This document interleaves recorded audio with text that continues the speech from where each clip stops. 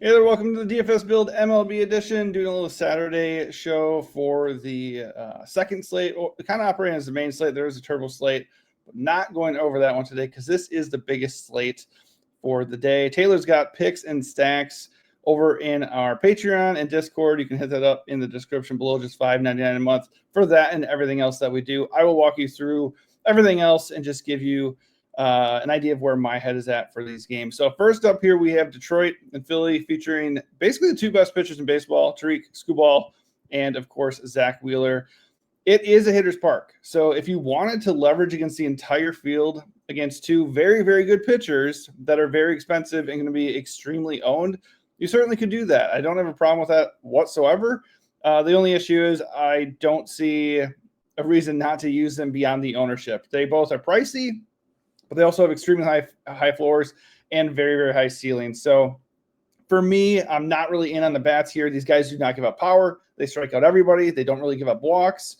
So how are these offenses, as capable as they are, going to get on base and do actual damage? I just don't really see it. So in the name of leverage and in tournaments, you can go get Tigers and Phillies. I just don't think I'm going to do that. The price gap is kind of significant here. Skubal is 11.7K and Wheeler is 10.7K. Projection is pretty similar. Ownership is similar. So considering they're the same guy, if you had to pick one, I'm going to go with Wheeler. I think his matchup is a little bit softer too. Plus, he's used to pitching in this dicey ballpark. So I like Wheeler a little bit more than Skubal based off the savings, but both are in play and you can pair them together. Moving on, the Brewers are in DC taking on the Nats. Brandon Woodruff is totally viable here against the Nationals. 21.4% collective whiff rate for them. They do have a lot of power coming from the left side, and he is over 10K. So if I'm going to pay that much money for a pitcher, it's going to be Wheeler for sure, and then go up to Skubal as well. I think Woody is still in your pitcher playing pool to a certain degree. I just don't think against the Nats with the CJ Abrams and James Wood power in particular, that's something I want to do. That said, he's limiting the lefties, a small sample size, but he's limiting lefties across the board, and he's striking righties out at a 44% clip. So Woody does look okay. I just think we have better options on the board, so he's not a priority for me. Jake Irvin on the other side, taking on the Brewers. This looks like a good spot for the Brew Crew. They don't have a ton of really compelling lefties, but they do have Christian Yelich. They got Sal Frelick, and they have a couple other lefties they can throw out. Irvin, who's given up a 232 ISO and just a 15% whiff rate against left-handed hitters. So you can fire up the Brewers for sure. I think a mini stack is a little bit better, but a full stack is in play. Twins at Guardians, Bailey Ober. He is going to play here against the Guardians. I think he's been injured, so could be a little bit limited. Let me check his pitch count. 80. So like he's viable still at 6.2K. So certainly looks like an okay SP2 if you want to go that route. Guardians are better against righties than lefties though, so I'm not super excited to play him. The thing with Bailey is he's not really getting a lot of whiffs. He's not walking anybody, but he's also giving up a lot of contact and a lot of power. So don't ever really like Cleveland, but I certainly am not excited to play Ober, especially if he's going to be owned at that price. And right now, it doesn't look like that's the case. So if you want to punt at 6.2 with him, it's not the worst thing in the world, just not something I feel excited about doing.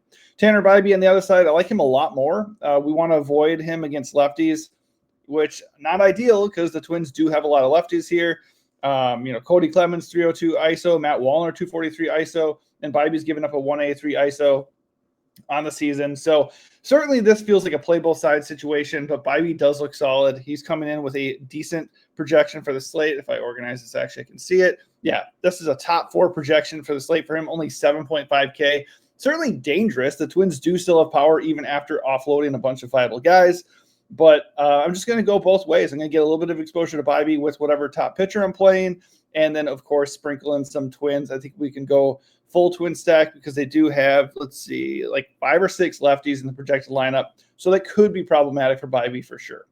Yankees still in Miami. This is a major park downgrade for them. Cam Schlittler taking on the Marlins. This game was insane yesterday. The Marlins-Yankees game was basically a football score, which is really weird because this park is not good for scoring. But I'm just going to go back to the traditional historical, evidence here and the fact that it's just is not a spot where I'm going to go load up on Yankees or Marlins. So Cam Schlittler, I think, is okay against the Marlins, but they don't strike out like they used to. So it's just kind of like an avoid spot, especially given the park. Yuri Perez, Talented pitcher, really whiffing righties, and obviously there's still no Aaron Judge.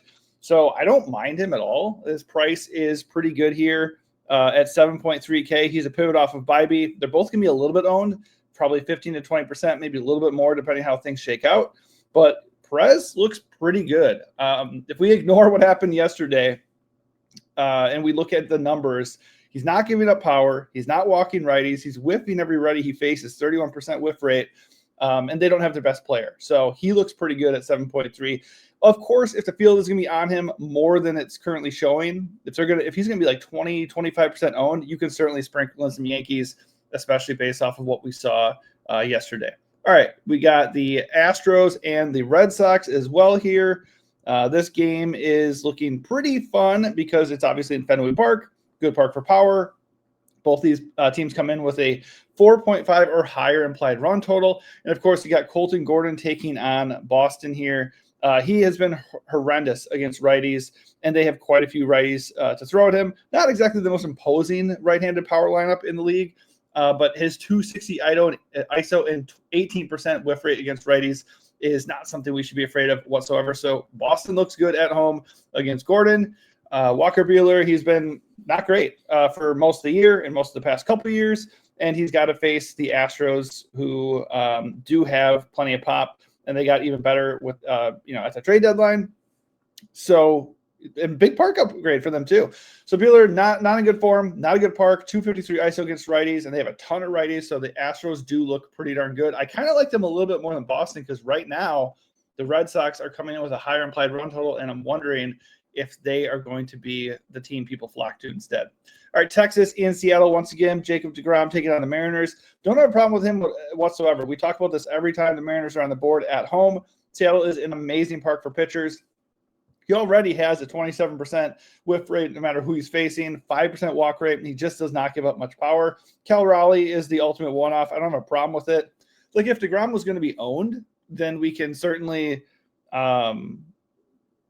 let's see. He's not actually in the player pool here, but I would imagine he'd be added at some point. Let me actually double check to see who they have here. They have Luis Castillo on the board here. Let me double check who is actually in the player pool at DraftKings, just because Roto Grinders has somebody different at the moment. Let me pull it up as we're going. It might not actually be DeGrom at all. And it is indeed Castillo. Okay, so this happened the other day where we had, can't remember who it was. I think it was a Twins guy. It was Ober or can't remember. Maybe it was Zebby Matthews. But the case was Roto Grinders and DraftKings and even the probable pitcher site. They all were differing on who it was going to be. So if it is DeGrom, obviously DeGrom is in play, just not looking quite as good as the other top pitchers. If it's Castillo, Castillo does look solid at 7.8K. Great pitcher park. At home, Texas is not a scary offense whatsoever, so I don't mind that. And then on the other side, we would have Merrill Kelly supposedly, and I think that would be fine based off the park. But I'm never really excited to play Merrill Kelly anyways. All right, and the other, next game, we got Giants and the Mets. Spencer Bivens taking on the Mets. Don't really want to play a pitcher against New York. In New York, not a terrible park for pitching, but it's just not a good matchup in the least. Kodai Senga taking on the Giants at home. He just is decent. Like, I don't have a problem with him. The price rate here for him, let's check where he's at. Bring it back up. He's coming in with the third best projection, 8.3K. I think it's okay. I think you can play Senga for sure.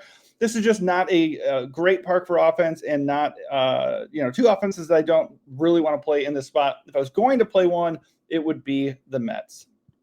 I think that covers all the teams on the slate. Absolutely. All right. Sorry for the snafu there with the pitchers. Sometimes the sites are just not fully aligned on who is going to get the start. All right. That does it for me, though.